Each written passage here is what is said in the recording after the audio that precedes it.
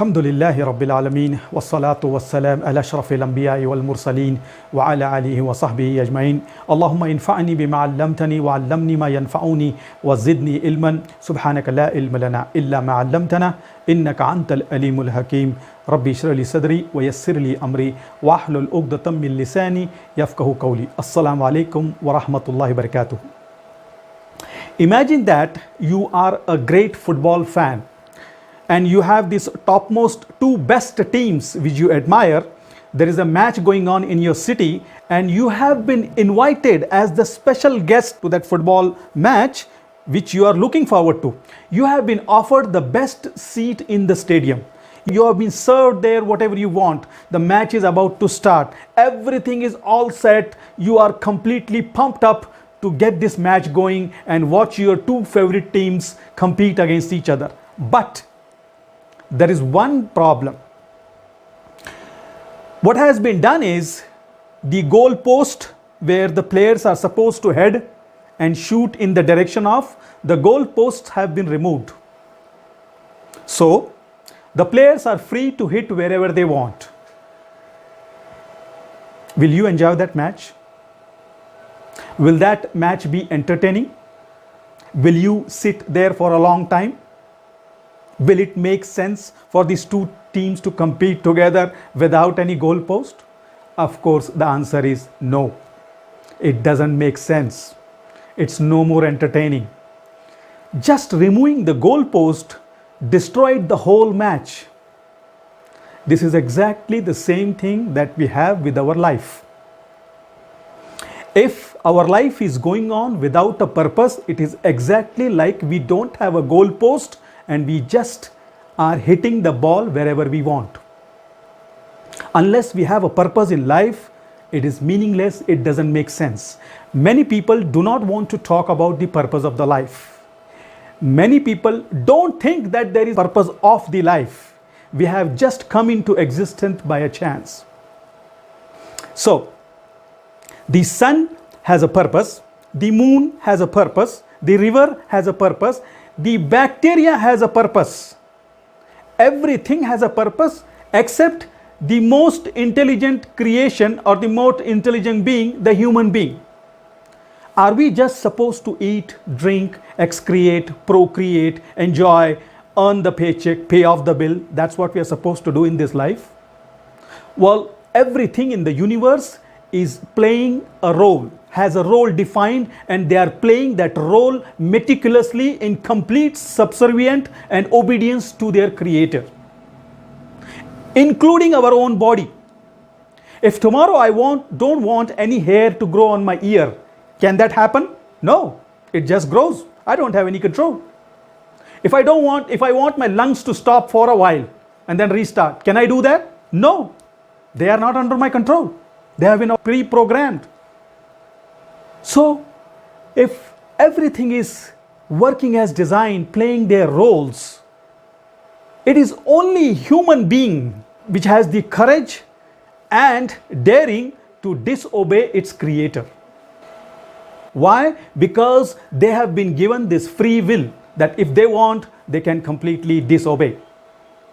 You see, science or Sheikh Google cannot answer some questions. Why are we created? Why am I here on the earth? They cannot answer this. Our life without purpose is no different than the life of an animal. An animal also gets up in the morning, starts grazing, puts their mouth wherever they want, excrete wherever they want, eat whatever they want, fight wherever they want, and just come back home in the evening. This is exactly the same life if we are living without a purpose in the life.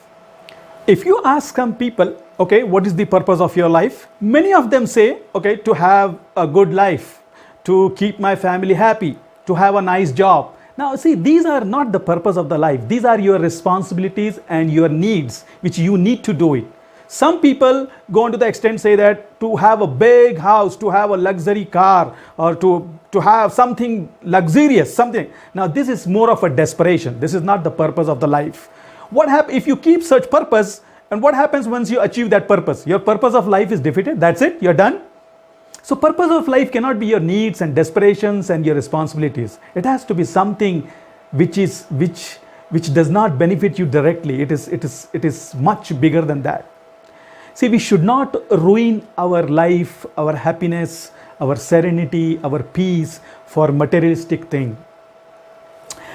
One of the ways to catch a monkey, they say that one of the ways to catch a monkey is to take a coconut, drill a hole into it to such a size that if the monkey's hand is taken and put inside it, it will go inside that coconut. So what they do is they drill this hole, keep inside a fruit which attracts the monkey, and they hung it on a tree. When the monkey sees that, he puts his hand and grabs that fruit. Now once he grabs it, the wrist becomes big. See this, if you put this way it goes, but once he grabs the thing, now it becomes big. Now it cannot come out. It just cannot come out with that thing. Now when the person who has laid the trap, he approaches, all the monkey has to do is leave that thing and his hand will come out. But monkey is supposed to be such a greedy animal that he does not let it go away. He holds on to it even at the cost of his life, and he is caught and taken into possession. So what was the issue with the monkey? He did not let it go.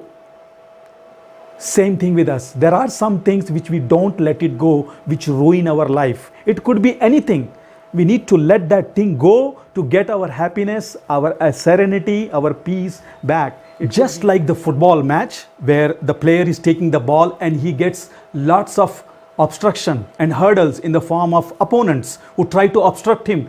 In the same way, in life also we have so many obstructions and hurdles. What does the player do? He doesn't, when somebody obstructs him, what does he do? He just maneuvers from him and just passes by him. He doesn't stand there and complain about him that this person is not allowing me to go forward, he is causing me problem. No, he just ignores him, he just bypasses it. That's what we are supposed to do in our life also. In our life also there are so many distractions in the forms of addictions, in the form of our enemies or jealous people or whatever it is. We need to just pass by and then keep our focus on the goal, not on the distraction. The player is always focused on the goal post. He doesn't care what's happening here. His aim is just to reach there. Now again, as in the football match, you see that the football match is played within a boundaries. When the ball goes beyond the boundary, the play is stopped and it gets restarted. Similarly, in life also, we have boundaries being set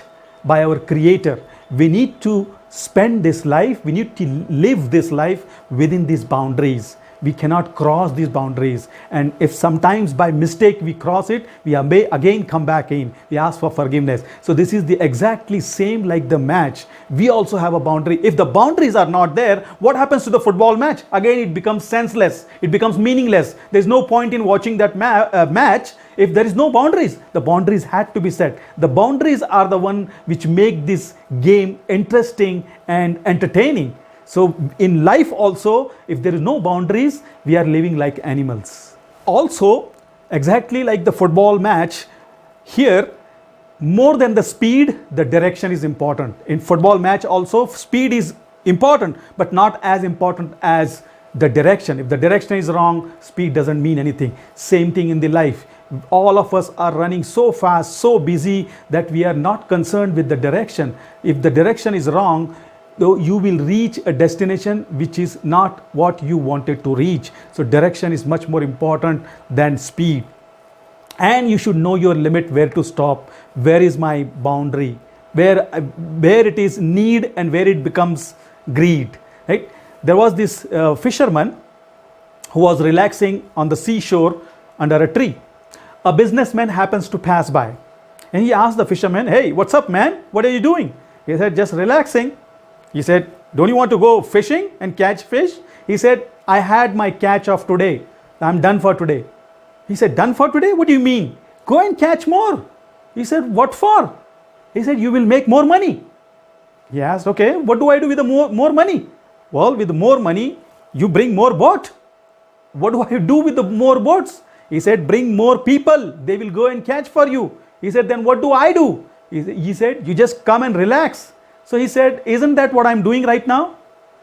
Exactly same. I'm relaxing. So why should I take all this trouble and come to the same point? But people don't realize, they are just focused on the materialistic thing and don't realize that their happiness is just here. You don't need to go there.